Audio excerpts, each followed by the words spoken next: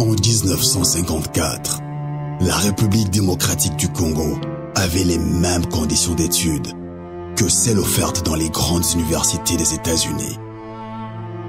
Après 32 ans de dictature, plus de 17 ans de guerre, arrive la misère.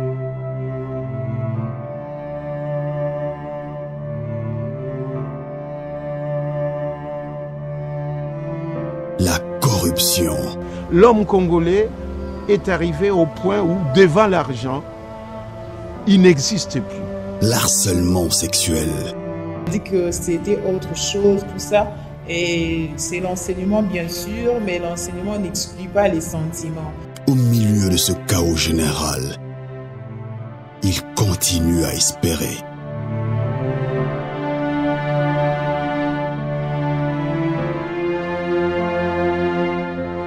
I still believe there is a bright future for the Congo.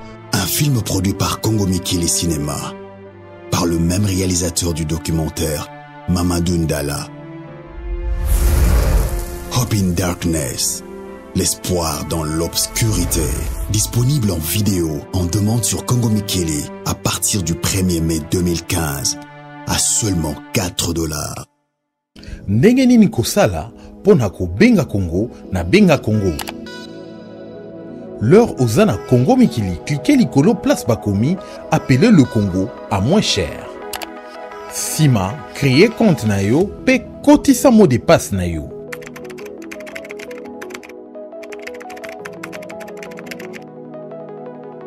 Sima nango, cliquez likolo place bakomi, acheter. Enfin, pona montant ya carte Oyo Olingi. Mbala moko unité ekozala recharger na compte na yo. Okoki kobenga à partir ya téléphone portable to ya téléphone fixe. Ngasi na babenga na benga Congo. Na basombela nga pe na carte benga Congo babenga nga na lemba lisolo. Nga moko na ye. Na sombi benga Congo. Na sololi. Na resololi. Na sololi. Pona mituna to mindondo, benga biso na 001 514 700 2199. Olingi ko benga Congo, bengacongo.com.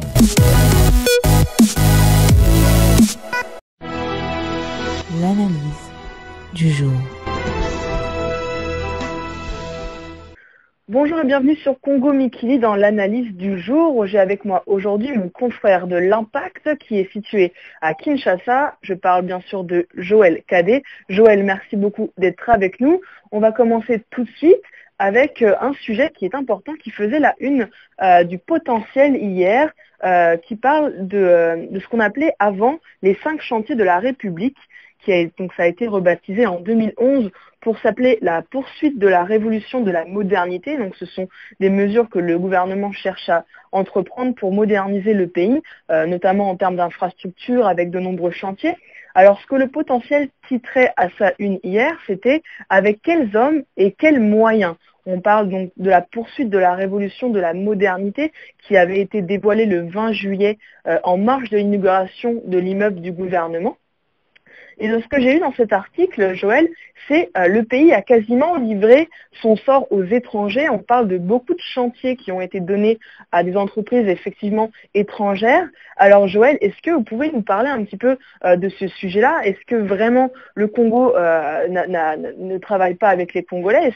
Est-ce que ce serait pas plus avantageux de travailler, je l'imagine, hein, avec les Congolais qui sont en RDC qu'avec d'autres entreprises étrangères? Est-ce que vous pouvez peut-être nous dire pourquoi ce choix a été fait? En tout cas, je vous laisse la parole sur ce sujet et je vous laisse nous expliquer un petit peu cette poursuite de la révolution de la modernité. Rosane, je suis heureux que vous ayez été il y a près d'un mois ici en République démocratique du Congo et que lorsqu'on peut parler de la révolution de la modernité, vous pouvez vous faire une idée dans la mesure où les 5 chantiers, le premier programme du président Joseph Kabila Kabange, retenez entre autres l'emploi, 1, 2, la fourniture d'énergie électrique et de l'eau potable, 2, 3, les infrastructures de base, les hôpitaux, les hôtels, les écoles, 4, la santé, et 5, l'éducation. Je voudrais, le peu de temps que vous avez eu à faire, à passer en République démocratique du Congo dernièrement, Kérosène, vous puissiez me dire combien d'immeubles avez-vous érigés, combien d'infrastructures en dehors de Kinshasa, en dehors de Kasumbalé Lubumbashi, en dehors de Lubumbashi, avez-vous été érigés? Je vous informe, Madame Roselle, qu'il est des points ici en République démocratique du Congo qui savent, jusqu'à preuve du contraire, au-delà de milliers de télévisions, des radios, des journaux que nous avons, qui savent que Mobutu est encore aux soins à Nice en France. Je vous dis qu'il y a des milieux aujourd'hui en République démocratique du Congo qui savent que le président de la République est Mzee Laurent Désiré Kabila. Qui savent qu'aujourd'hui, la guerre dans l'Est entre le RCD, le Rwanda, le Burundi et l'Ouganda continue.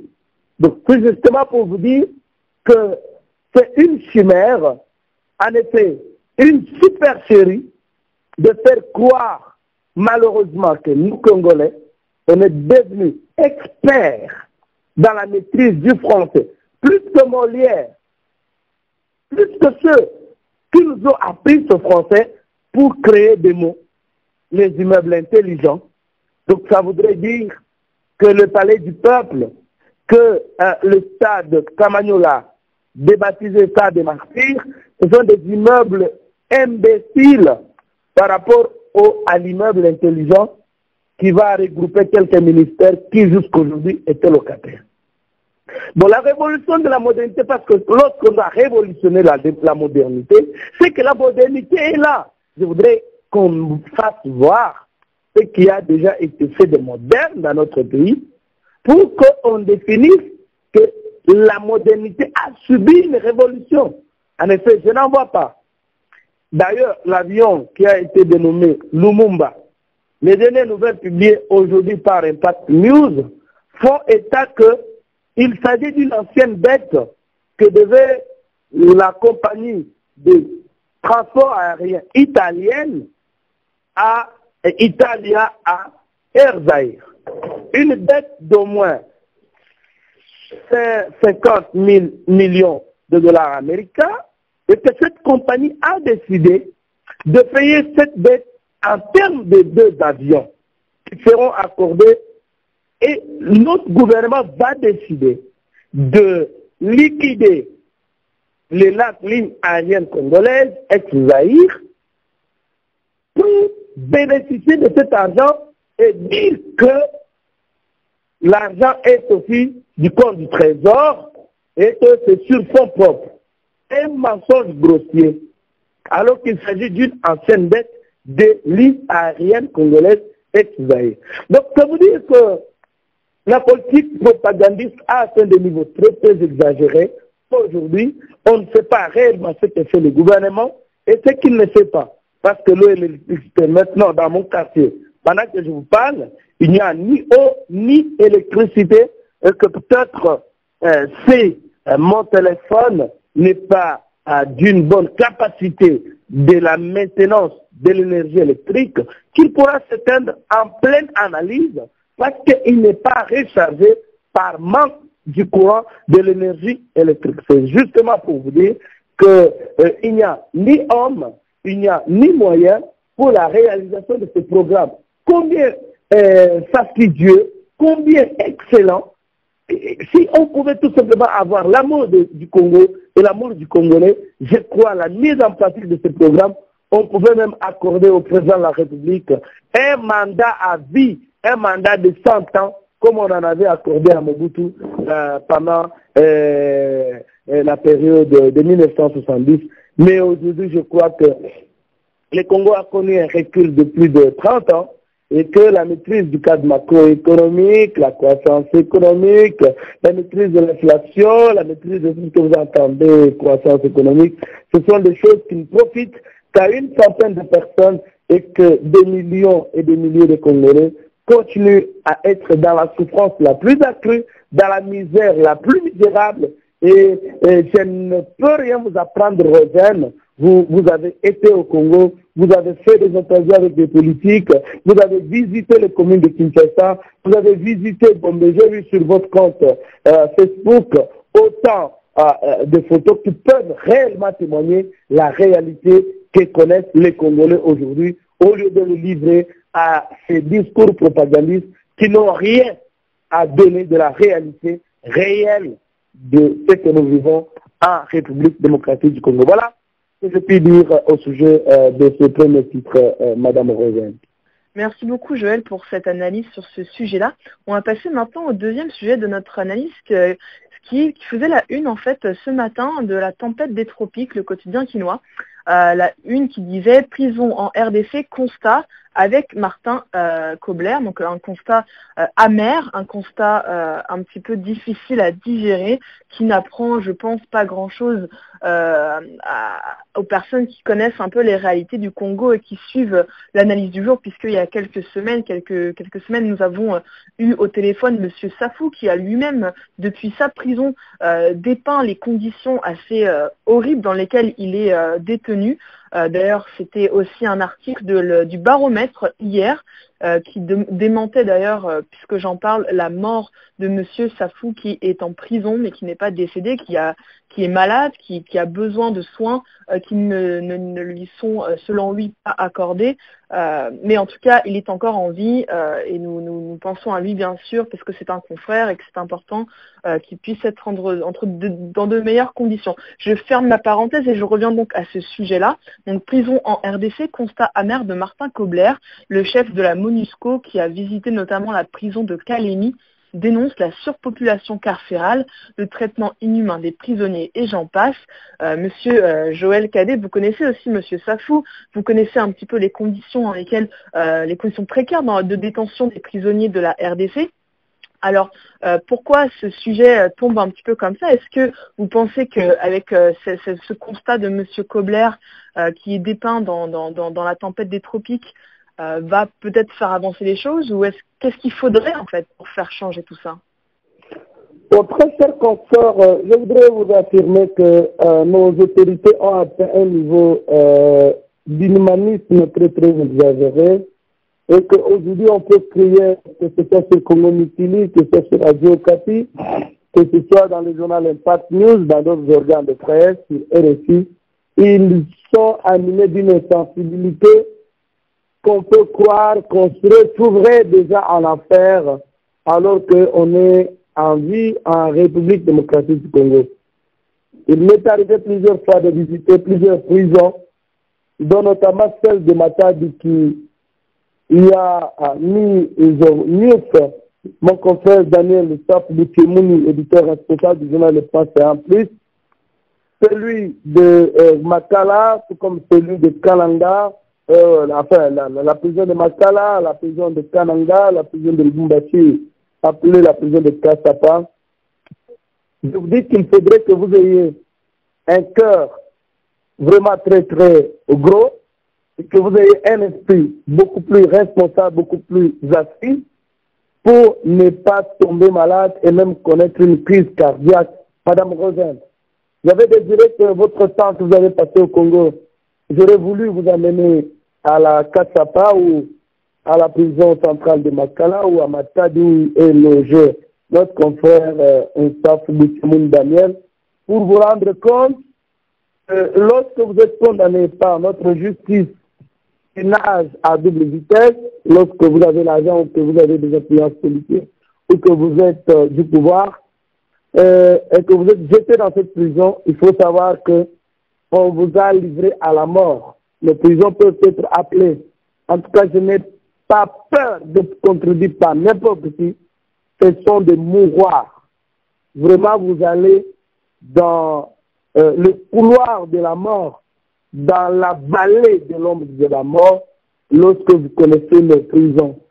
Et c'est là où souvent je dis à nos confrères, nos frères qui sont dans la diaspora, qui demandent à ceux qui se battent ici sur place d'aller plus loin vis-à-vis d'un régime qui cherche des voies et moyens pour envoyer tous ceux qui le critiquent objectivement en prison, que lorsque vous êtes envoyé là-bas, en effet, c'est qu'on a décidé de vous tuer, c'est qu'on a décidé de vous éliminer, et que voir des hommes comme Mike Mukeba Nkoso, éditeur responsable du journal Congo News, RD Congo News ou CNews, en sortir vivant, c'est en tout cas un miracle de la part de Dieu vivant. Donc cela veut dire que le constat de ma tête Kobler sur la prison de Kalemi, vous savez, il y a des prisons où il n'y a pas d'eau, il n'y a pas d'électricité, des prisons comme celle de Mwenebit au Kassai oriental, des prisons comme celle de Mbujimaï au Kassai oriental. Dans ces prisons-là, lorsque vous y entrez, 90% des prisonniers sont attrapés par la tuberculose. Donc ça veut dire que lorsque vous y entrez et que 90% des prisonniers sont attrapés par la tuberculose, vous êtes contraint d'en attraper. Vous connaissez le degré de la contamination de la tuberculose. Donc ça veut dire qu'aujourd'hui, les prisons, contrairement à ce que M. Laurent Désiré Kabila avait souhaité à l'époque que la prison centrale de Makala soit appelée le centre pénitentiaire de rééducation, en tout cas, il n'y a rien de rééducation, c'est plutôt envoyé déjà à la mort. Ce qui fait que lorsque ceux qui ont été prisonnisés, lorsque il y a des gens qui étaient en prison, sortent de la prison, tout ce qu'ils font, c'est quoi? C'est chercher à y rentrer parce qu'ils sont déjà habitués à cette vie. Il n'y a rien qui leur apporte une sorte de rééducation. Donc, ils sont habitués à cette vie-là, ils peuvent y rentrer, ils sont habitués, ils vont sortir doublement, ils deviennent plus criminels qu'avant qu'ils entrent en prison. Donc, les conditions sont exécrables. Donc, il n'y a pas moyen de les expliquer.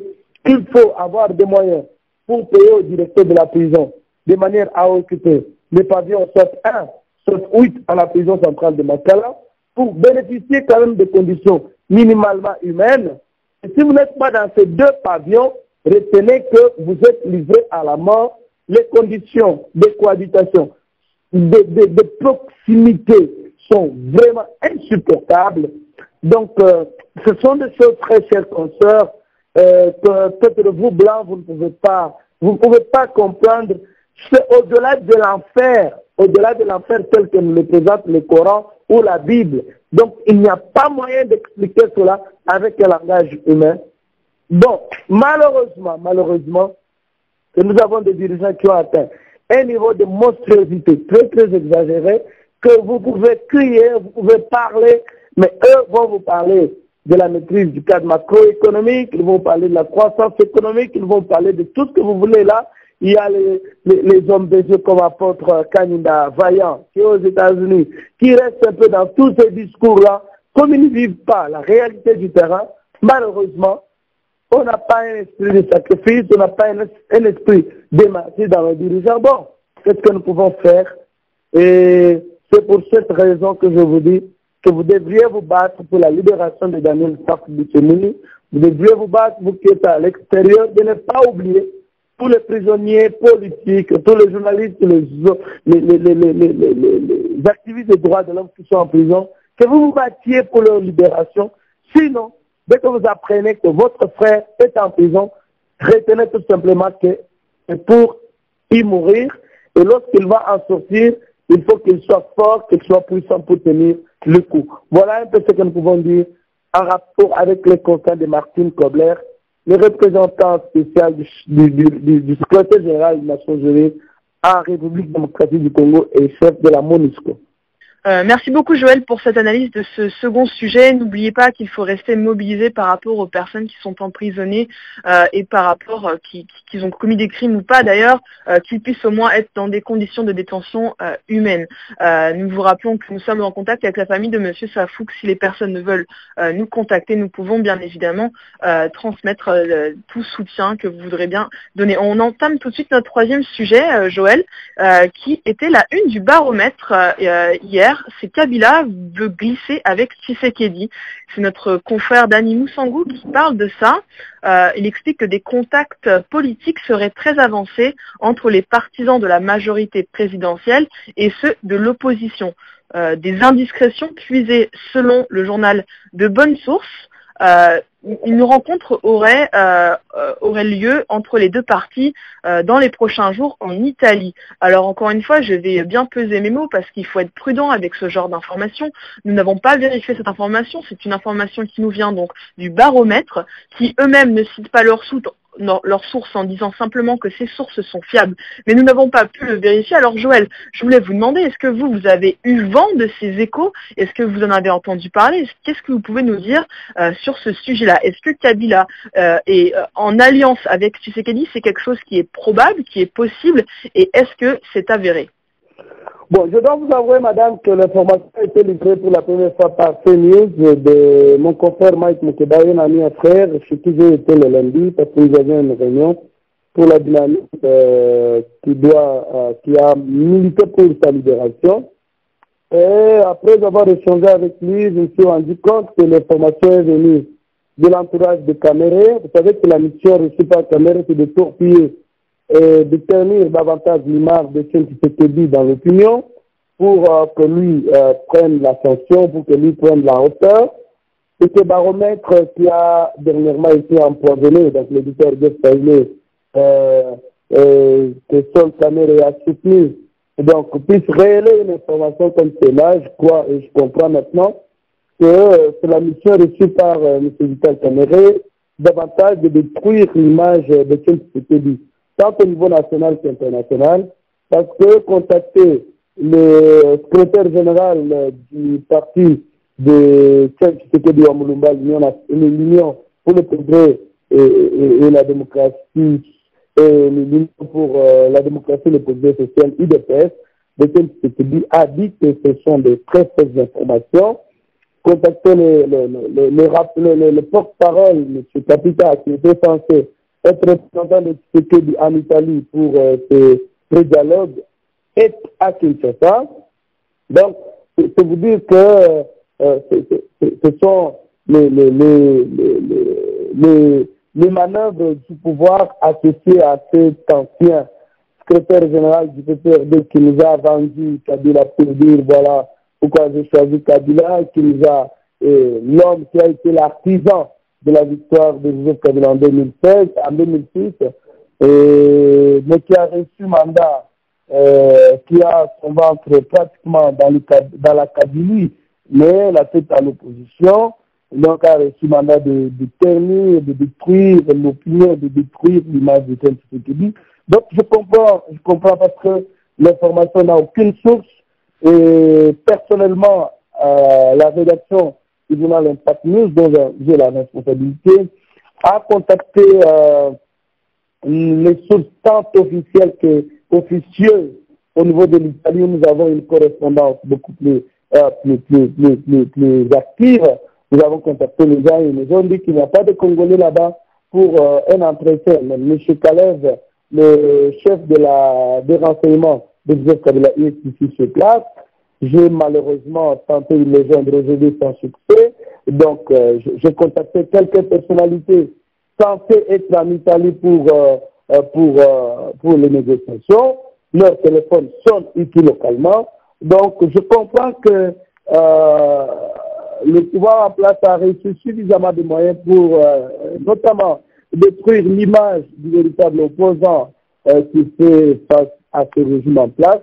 Et c'est de la bonne guerre, vous savez, et c'est la politique elle est aussi pourrie en France comme aux États-Unis d'Amérique où tous les coups sont permis pour détruire et descendre un adversaire de taille. Donc j'accepte que baromètre Jeff Saïle et Lombondi très très proche de Vital Kamerhe. J'accepte que Mike Moukeba très très proche de Vital Kamerhe puisse jouer à ce jeu très très fort. Malheureusement, je le regrette parce que ce sont mes amis très très intimes et très très proches. Et s'ils jouent à ce jeu, dommage malheureusement, mais je vous confirme à mon niveau que ce sont des informations qui ne se sont pas vérifiées au regard de nos investigations et de nos analyses.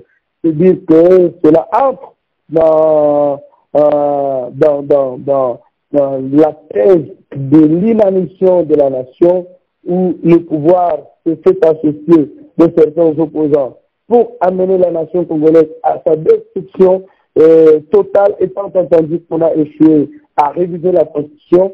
C'est là où notre édition d'aujourd'hui a titré que Albert Fabrice Pola demande la dissolution du bureau de la Commission électorale nationale indépendante, qui est dirigée actuellement par M. Mpungwe, un cadre du PPRD, qui ne fait que la volonté du PPRD.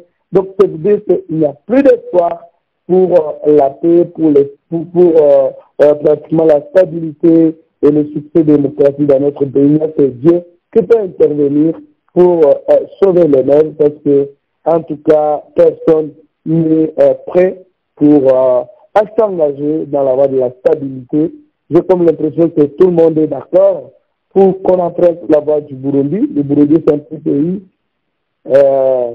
plus de 100 fois entrant dans le Congo. Et donc, je ne sais pas si le schéma burundais pourra réussir à RDC. Bon, espérons que les constructeurs de la thèse du chaos vont réussir cette fois-ci. Voilà, Madame Rosen, ce que je puis dire en ce qui concerne ce troisième sujet du journal Le Baromètre de mon ami Jeff-Saïle Lombondi, très proche ami de Vital Kamerhe, Roi Kamindini. Voilà ce que je peux dire à ce sujet-là. D'accord, merci beaucoup Joël d'avoir éclairci ce point.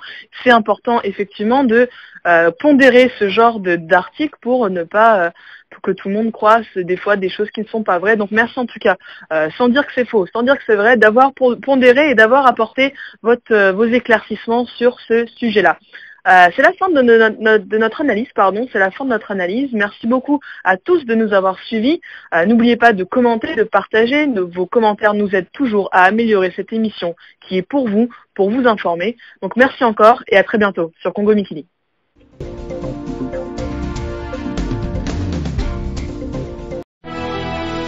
L'analyse du jour.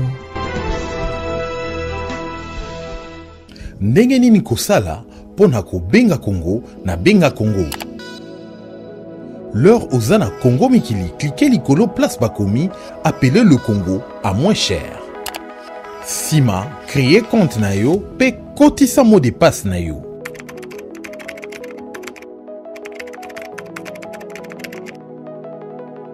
Sima nango, cliquez l'icône place Bakomi, acheter. Enfin, pour un montant ya carte Oyo Olingi. Mbala moko unité ekozala recharger na compte na yo. Okoki kobenga à partir ya téléphone portable to ya téléphone fixe. Ngasi na babenga nga na benga Congo. Na basombela nga pe na carte benga Congo babenga nga na lemba lisolo. Nga moko na ye. Na sombi benga Congo. Na sololi. Na resololi. Na sololi. Pona mituna to mindondo, benga biso na 001 514 721 99. Olingi ko benga Congo, bengacongo.com.